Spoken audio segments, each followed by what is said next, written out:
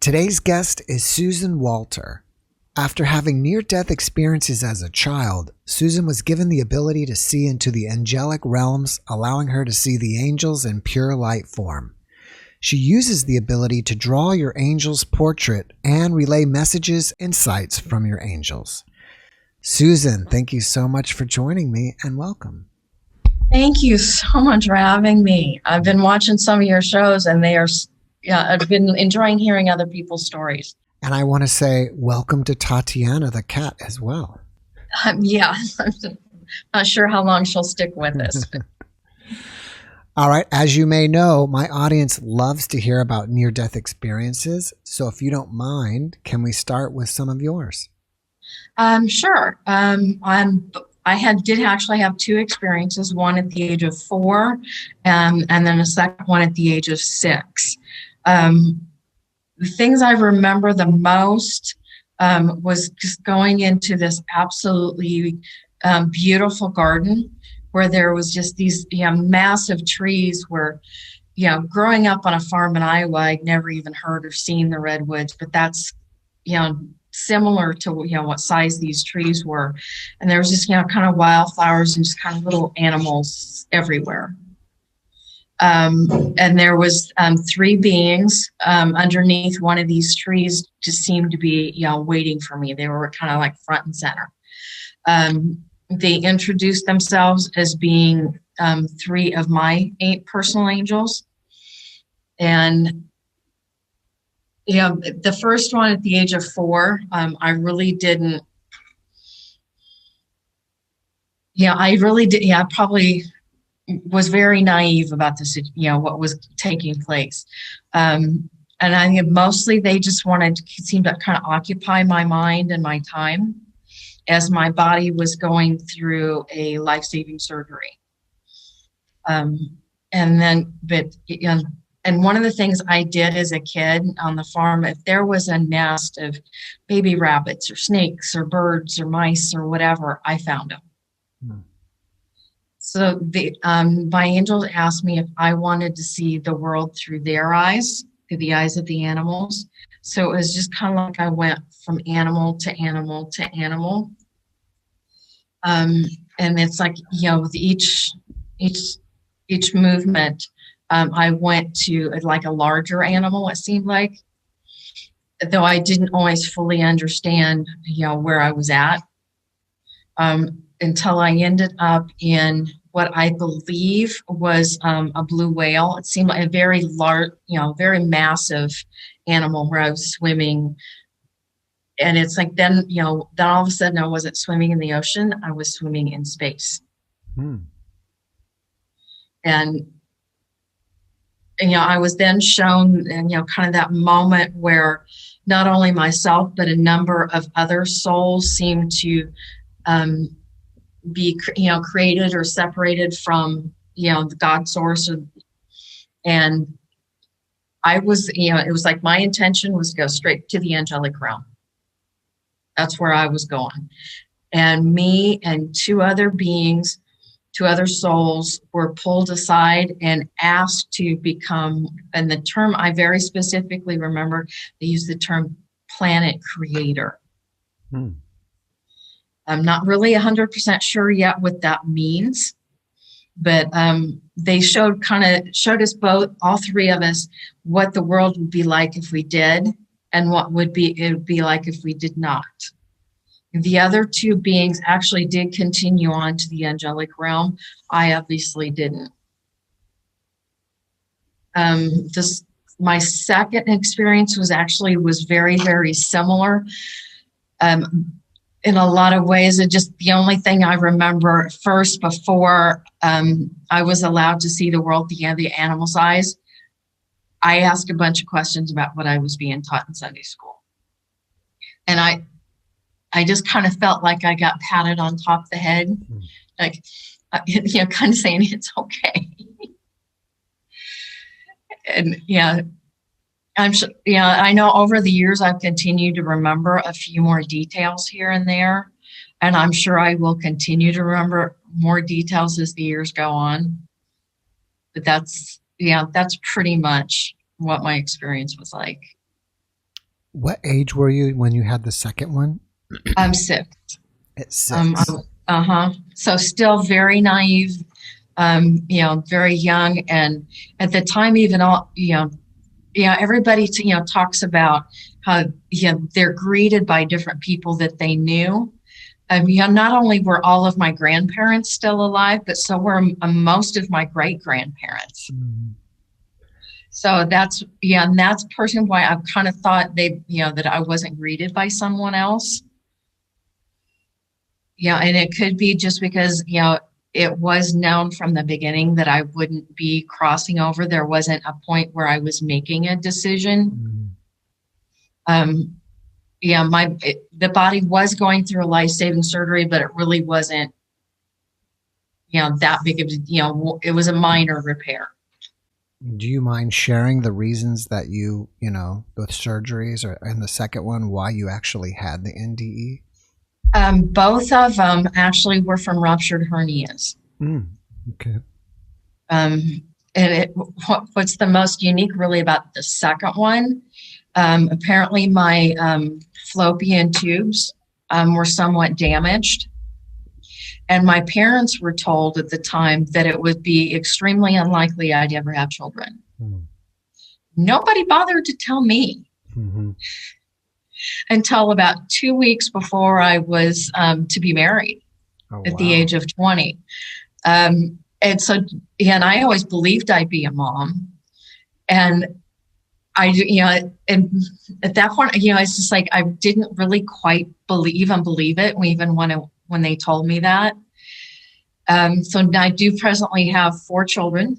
I have 3 boys and a girl, and I now even have 4 grandchildren as well. Oh, that's fantastic. So the power of the mind. Mm-hmm. Did these beings ever identify themselves as your angels? Did they say, Susan, we are your angel? They identified themselves as being angelic. But they did not give me specific names. Do you recall what they look like?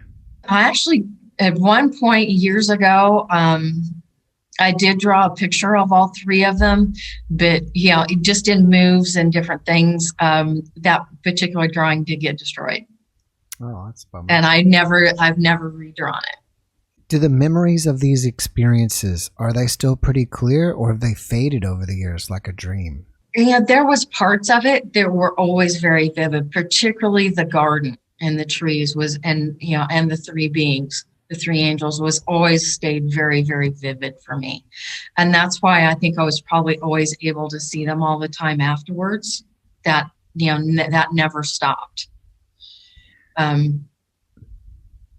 it wasn't just, it's like once I woke up, I saw more than the 3 though. Did you tell your parents about these experiences? And if so, how did they react? I tried to, but you also got to understand, it's, vocabulary of a child. And I am growing up in, we're talking the mid-60s in rural Iowa in a farming community. Mm-hmm. And, really, I think what I tried to convey the most probably was the stories about, when I was a snake, when I was a rabbit.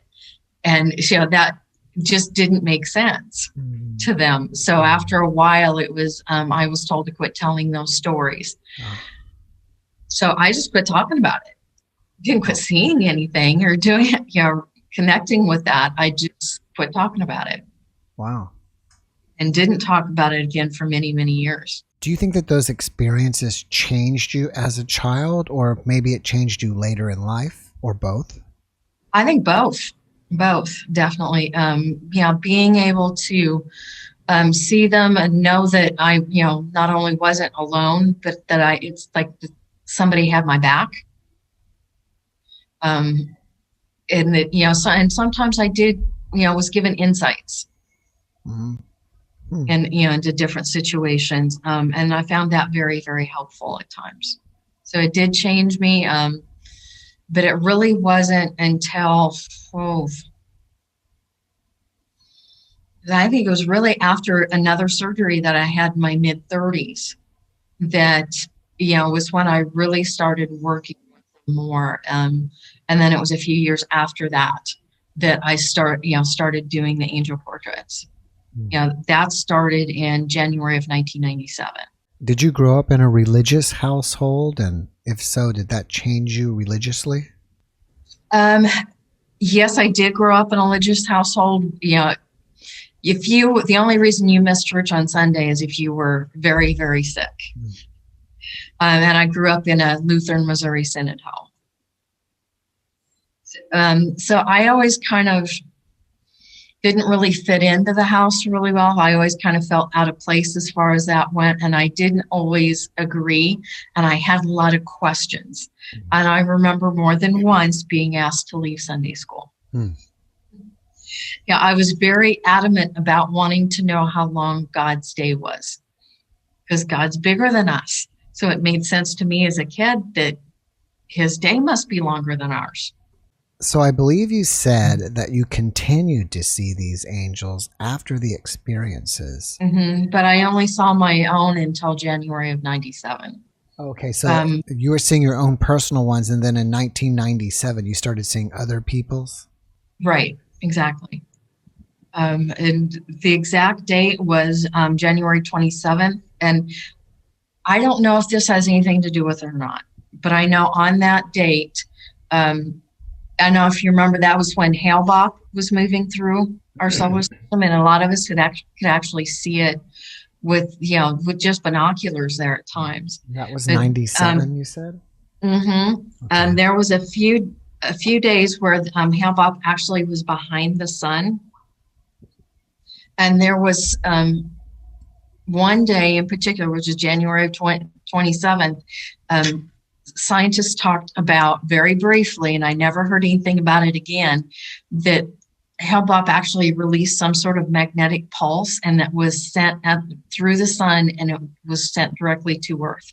If this had anything to do with it, I don't know, but I do know it was the same day. I was getting that confused with, I think, Halley's Comet. There was a comet that was out there around 95-ish, 96-ish.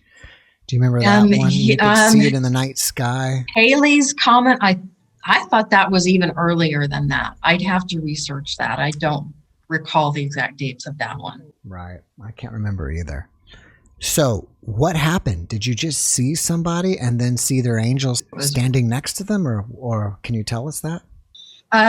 Yeah, it's like when I really realized I was seeing other people's angels was actually when I went to the grocery store. And I realized I wasn't seeing just my few. I was, I know there just seemed to be a lot more angels around, and I could tell they seemed to be following different people. Different ones were.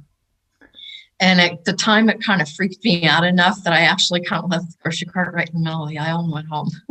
Yeah, I would. I mean, I like that you said that, because I would think that would be a normal reaction. You would just kind of like be freaking out, Yeah, I was overwhelmed. And I went home, and at the time, I had 2 teenage sons and 2 toddlers. So I was a little busy, and, being able to meditate was kind of a luxury. So it was probably a couple of days before I was actually able to sit down and go, what the heck's going on here? Why? What do you want me to do with this? All that, those, questions that a lot of us would have in that situation. And I got very clearly that was the intention, was for me to find a way to either paint or draw, to draw them for people, to help them connect and realize that there is more than, just these 3D sleeves that we wear. And and to connect with that in a more When you see the angels, do you see them like representations like us, like really human looking, or do you just see them like beings of light? I see that it's kind of like that ray of sunshine coming down between the clouds. Okay. And they do have the shape where they have the head, shoulders, arms are almost always outstretched, as if they're ready to embrace or share energy in whatever way we need it. I usually don't see like the legs to be divided. It's almost like they're just, wearing this sheath over their entire body. And then I see what we would think of as wings, though beings made of light don't need wings. Right. But, and that's what's the most unique about them. And that's what's kind of like fingerprints. I have seen similarities with, all the angel portraits I've drawn over the 20 plus years at this point. But there seems to be something unique about every single one of them. Do you see them all the time and it's like you've got to turn it off, or you still see them all the time and you just ignore it? I've kind of learned to do what I think of as turning down the volume, where I see them like clouds of color that's just constantly moving. And those can be of various sizes. It can be, as small as a softball to, like a great big beach ball. It's like each one seems to be a little bit different. Mm-hmm. And then when I have the intention, or I'm setting with someone to draw their angel, then just one will step forward and take shape and define color. And that's how I know which one I'm supposed to draw for that person. Because everybody has at least 3. Oh, that's interesting. Yeah, that's going to be my next question is how many do people have? It's like, and the more you have, the more work you have to do is one way to look at it. Yeah. And that usually has to do with how much karma you have. It has, how much of a commitment you have made in between lives of helping others. We do get an extra one just because we become a parent. Why do you think we have angels? Why do we need them? Why are they with us? I think they learn as much from us as we learn from them. And I think they're curious. And, as a general rule, angels have not taken physical form before, so they don't fully understand what it's like to take these 3D sleeves and, deal with, having to cook 3 meals a day to sustain the body and drink water. And, God forbid, what the heck is money about? Mm-hmm. They really don't understand that one very well. Yeah. I had a guest on before, a Catholic priest, and we were talking about guardian angels. And what I think he said is if you have like an evolutionary scale, you see like different things on evolution, and then usually man's at the top. And I think he said that the next level up was angel. And he also said that they didn't take bodies, but he put him at a level above us. Are you think that they're evolutionary above us? I think they just live, function in a frequency that is faster than ours. Mm-hmm. 3D, even to us, sometimes it feels like we're trying to move through wet cement. And it just, and they live in a frequency that's faster and just easier to move through. So do you actually communicate with them? Like, do they send you messages or do they talk to you? And they're just like people. Some talk more than others. Mm-hmm. If you want your angels to talk to you, one of the best things for you to do is talk to them. Mm-hmm. If you want their assistance, you should be asking for their assistance. Yeah, because they oftentimes need permission. Mm-hmm. Because otherwise they might be going against free will. Right. It's funny because that priest said that your thoughts are yours private, but anything said out in public is open game, basically. Our words are much more powerful than we realize. The 2 most powerful words in the English language are I am. So be careful about how you use those words. So how did you go from seeing angels to painting them? That was, once I started seeing, everybody's, and to be honest, I argued for about 6 months. Because it's like, why me? I'm too busy, between having with the 4 kids, and I was married at the time. And it's just, and one other minor detail, I really didn't know how to paint or draw at that time. So then I had to go through a process. It's like, okay, even what medium am I going to use to do this? And at first I tried to play with watercolor, because I think that was kind of the closest to how I see them. But I don't know if you know anything about watercolor, but it is the most difficult medium to master. Hmm. And also having young kids, and two of them being toddlers. Yeah, it was very, it was often that I would get interrupted and have to walk away at a moment's notice, to go change, change a diaper or whatever. Right. So then I switched to pastels, but they still I wasn't getting the detail I wanted. So that, it took me a couple of years, but then I eventually moved to color pencil, which is what I still use today. Yeah, some artists are very familiar with a particular brand called Prismacolor, and that's what I pretty much stick with. Along the way, did you start taking art lessons, or you just kept working at it on your own? I just kept working at it on my own. I've still never taken a lesson to this day. Oh, that's great. You don't happen to have one next to you that you could show us, and we can kind of go over and see, tell us about one. This one is a one where I've incorporated into another painting, but it gives you an idea. This is Archangel Gabriel. Mm-hmm.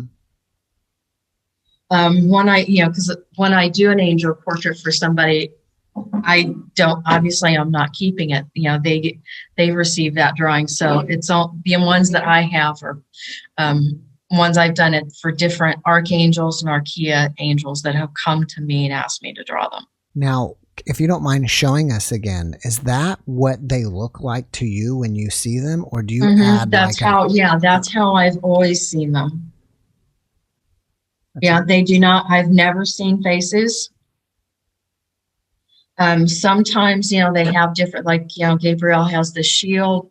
Sometimes, different angels will have objects with them. I have on occasion had one where it's like they were trying to hand you something. And that has happened a few times over the years.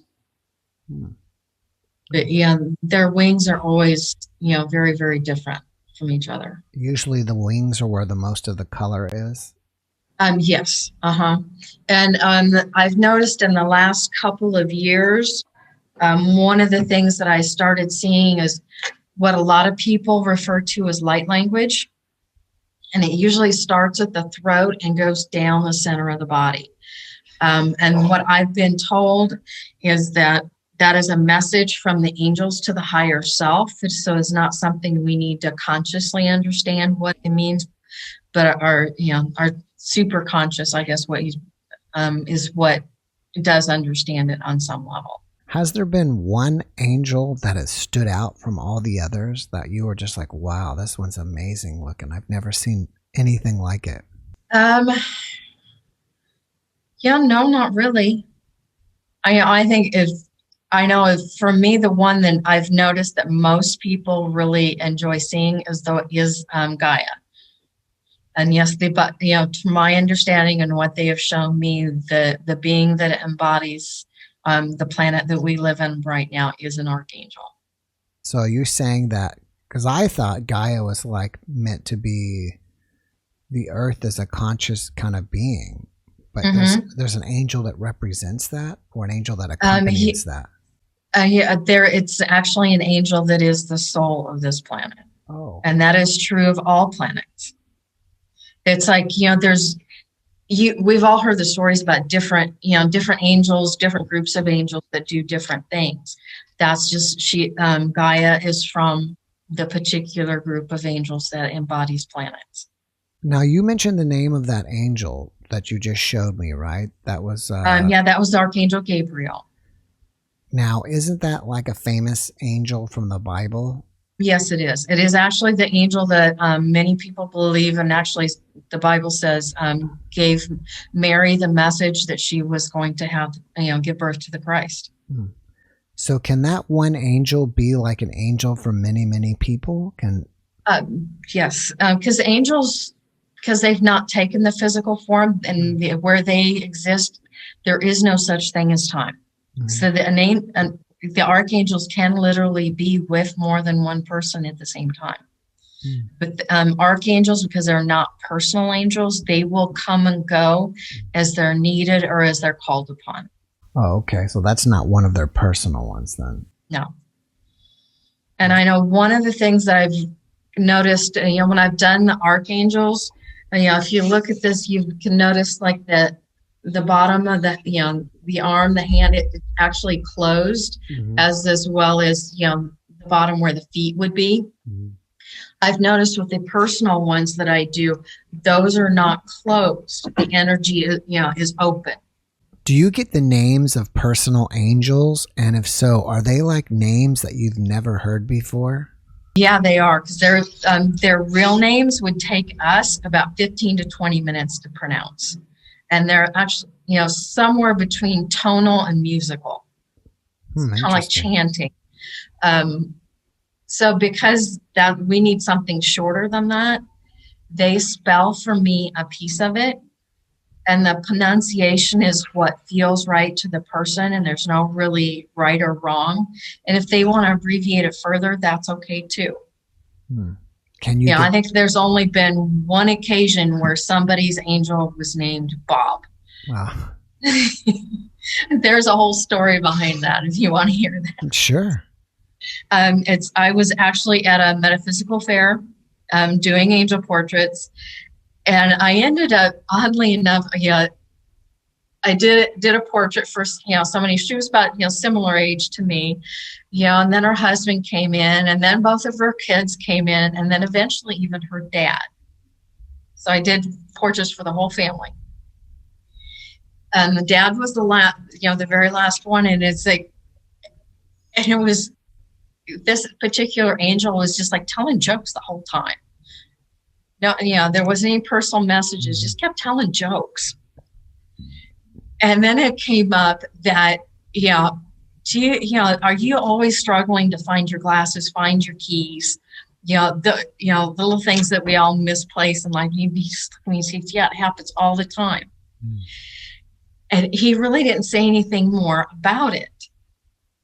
But then later in the day, I guess he ended up sitting next to a woman who I had drew her angel portrait like 2 or 3 people later in the day.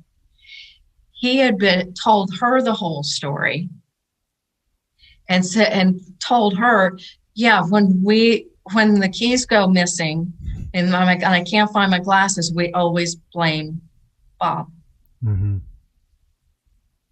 So but it took the whole day for all this to come back to me, and drawing like 10 angel portraits in one day, which is not something I would like to do. But wow. Can you give us some examples of names that you've heard that that something like we've never heard before? And to be honest, one of the rules is I am never to pronounce that person's angel's name for them. They're very specific about that. And they said the closest word that we have in the English word is magic. So there's some sort of like almost magic that happens when they pronounce that name for the first time. And they don't need to pronounce it for me either. But it has to do with the connection that takes place between them and their angels. That's interesting. So I guess you just spell it out for them and let them figure it out. Yeah, I write it on the corner of the drawing. Can you tell if angels are masculine or feminine, or they don't have any gender? They don't actually have a gender. They're androgynous. But sometimes you look at one and it feels, just energy-wise, it would feel more feminine. But that would mean that one of your other angels is holding that masculine energy to always keep that in balance. All right. Yeah, and some people have talked about, how they might look at their angel portrait one day and it feels feminine, and a few days later it feels masculine to them. So that energetically can shift. What do you think inspires you about drawing angels for people? That's a good question. I know when I'm doing it, I just feel so joyful, and I'm so, feel so happy when I'm doing it. And it just really feels good to help people make that connection on their own. So do you normally have to do this in person? I did for a very long time. It took me a while, but I eventually learned how to do it from photograph. And then now that with what's happened on our planet in the last year, starting last March, I did start doing this via Zoom, like we're chatting today. When you're doing it from a photograph, you can actually kind of somehow tap in or I don't know if tap in's the right word, but you can somehow communicate with their angel. I can still connect as long as I can see the eyes. And I do always, when I do it from photo, I do ask for the most recent photo possible. Why is that? Because it's like that. That's like that's a moment in time that has been, like frozen. So it's like I see what they needed and what angel they needed at that moment. But if that photo's 2, 3, 4 years ago, they really need to interact with one of their other angels more at this present moment. What is the benefit of knowing who your angels are and having a portrait? Probably more important to know who your angels are, but I would assume that portrait's good too. Because the portrait works almost kind of like an energetic doorway or an energetic portal that just can never be closed again, as long as that person is still in physical form. But the benefit would be that so many of us are just curious, but they are really here to assist us. Their main goals, because we sat down them in our in-between lives, at least this is what they have taught me and the way I understand it. We sat down with them in between lives and plan out like what lessons we want to learn, what things we want to experience in this lifetime. And they're the ones that help us keep on track with that. For example, if one of the main things you want to learn in this lifetime is forgiveness, they're going to give you situation after situation after situation where you have to forgive someone. And that someone may be yourself, but you need to forgive someone until you really understand how that impacts your life and how that can just really energetically open things up for you. All right. When you're willing to forgive. All right. Well, I'm going to switch gears on you. I noticed all your paintings behind you. Yes. Are those up for sale as well, or is that just a hobby for you that you just like to paint other things? It started out as a hobby, but it has kind of grown so that my walls are just a little full, as you can tell, and these aren't even all of it. So yes, they are for sale. And a lot of it is inspired by things I see in meditation, which I'm able to meditate a lot more often now that my kids are all grown. But yes, there is one particular place I seem to go quite frequently in meditation, and there's paintings. It's like on the walls, but they're not on canvas. They're actually like right on the rock, and it's like you can tell by looking at them that there's times where they've gotten really dirty. And there's times people have come in with different types of paint and tried to touch them up and clean them. And they seem to be centuries old, and they're from all different faiths. They're also a lot of times sacred geometry symbols and different things. So that's the inspiration for a lot of the things that I paint. If somebody would like to get a hold of you and have you paint their angels, how would they do that? They could visit my website, which is SusanWalterArt.com. And they can even schedule their appointments right there on my website, and they will find a lot of the other artwork that is available on my website as well as some other projects I've taken on over time. Would you consider yourself a public person? And if so, if somebody from this podcast happens to watch it and just want to reach out to you and talk to you, do you do stuff like that? On occasion, yes, I do. Not everybody, because I don't have the time to talk with everybody, but I definitely do enjoy chatting with people. I really do. Making those connections. How would they reach out to you? They can start out with an email. I'm also on Facebook and Instagram too. So they can reach out to me in any one of those forms. Oh, great. Do you put a lot of your artwork up on Instagram? Yeah, I do. And I even do in progress pictures, not just completed pictures. And this last year, actually just the last probably about 6 weeks, I've done a couple of trips. And I even posted quite a few pictures from those trips too, but and other things that I'm doing. I went to Santa Fe, New Mexico recently, and actually I have a friend who has a turquoise mine there. So there's a couple of pictures of going in and mining at the turquoise mine. I went to Sedona for 5 days, and then actually just this last weekend I was in the Black Hills in South Dakota. Oh wow, that's awesome.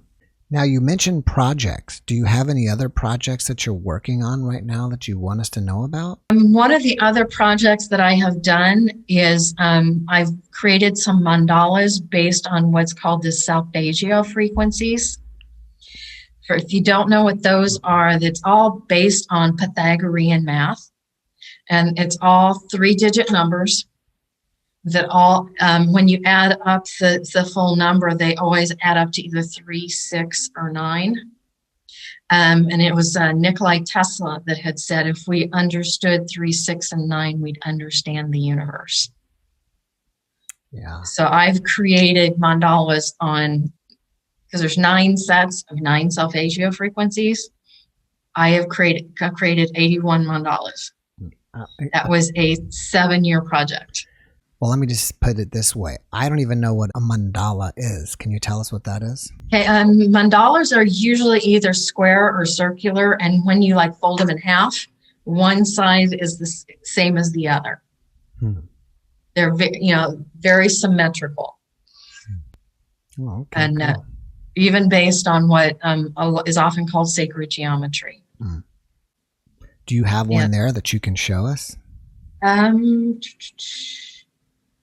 Just take me 1 second. Sure. Because with those mandalas, I've taken and created coloring books with those, as well as meditation decks. So let me just randomly pull out one just for the group. This is one of them. Wow, that's cool. This particular one is frequency 471. This is from the set called Cygnus, which is the constellation of the swan. But this one's all about change and supporting you through changes. Which is interesting that's the one I randomly chose with all the different changes we're all going through at this time. So did you draw that and paint that? Yes, I drew it. The very first set that I did, which is the earthly solfeggio frequencies, to be honest, I didn't take it too seriously at first and didn't realize how many solfeggio frequencies there were.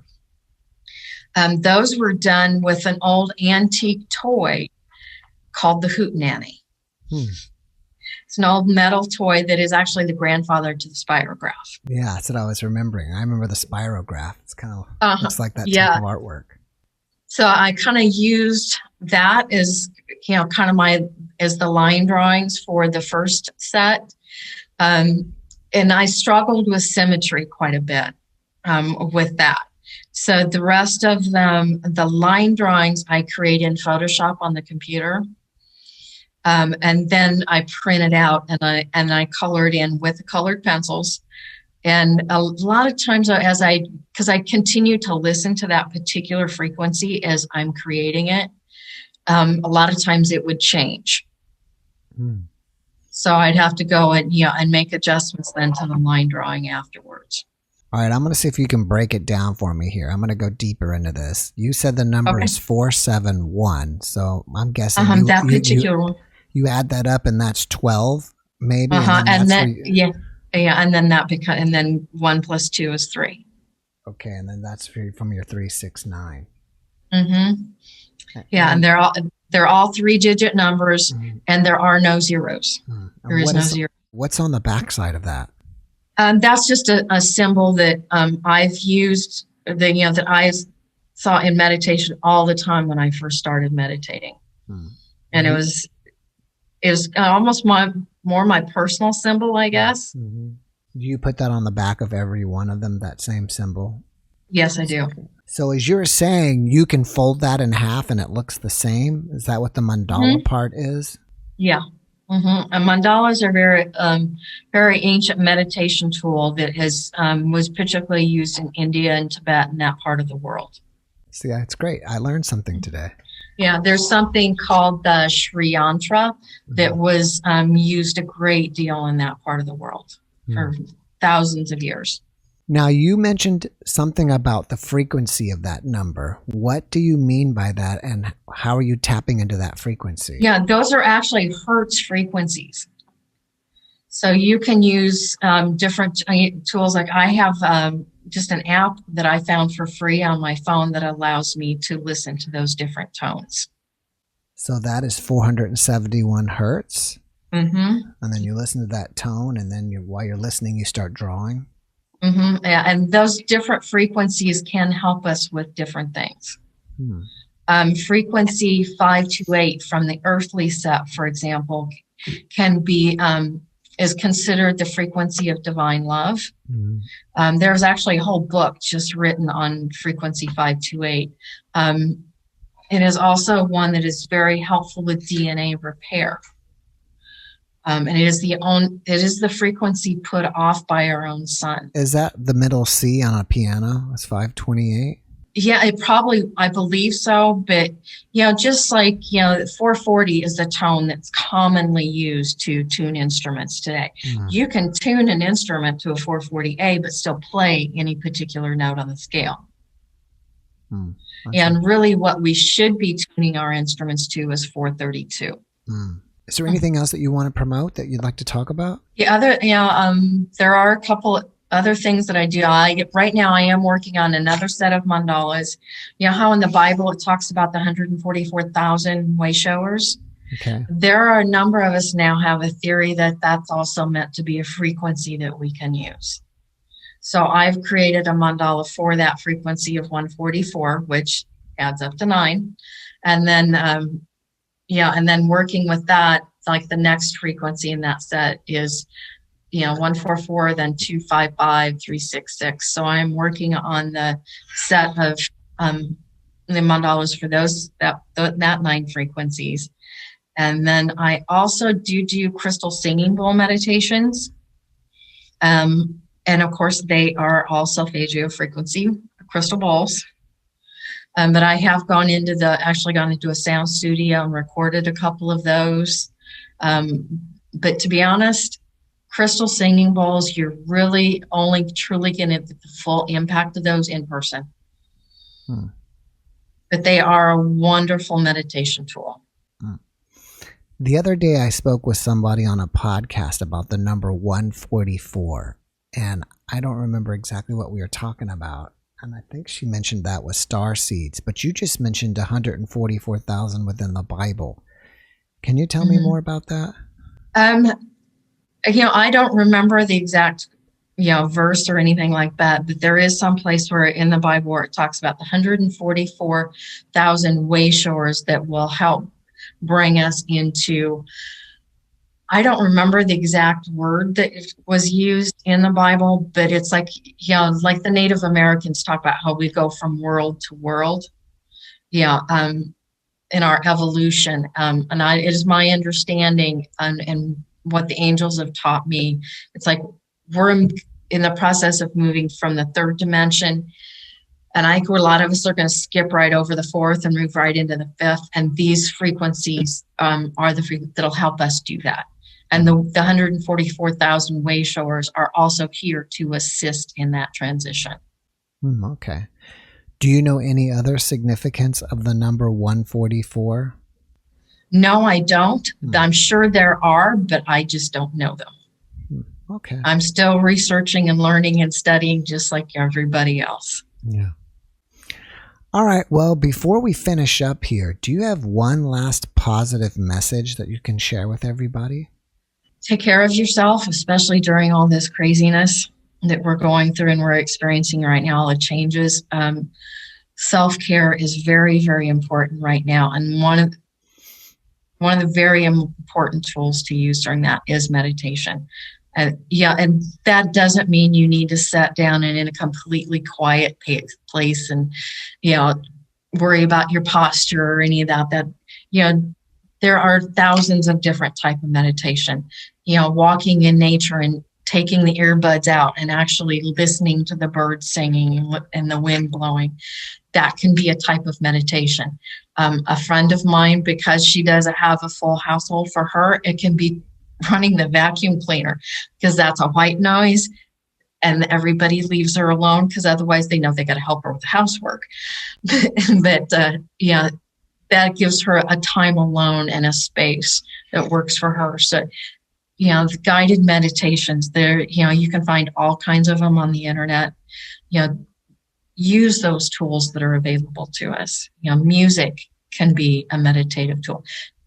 For some of us, musicians, playing music that helps bring the body into balance can be a wonderful meditation tool. Thank you for that message. And Susan, thank you for being my guest. I wish you the best. Thank you very much. And I just enjoy chatting with people about the things we do. And I learn as much from you guys and from the questions that you ask me as you learn from me. So thank you. Oh, that's great. All right. Well, have a great evening. I will. You as well. Bye-bye. Thanks for watching the JeffMara podcast. I really appreciate you. Another way to show support is through YouTube memberships. And if you do, there are loyalty badges and other perks depending on your level of membership. All you need to do is click the join button underneath the video to find out more. Thank you for your support.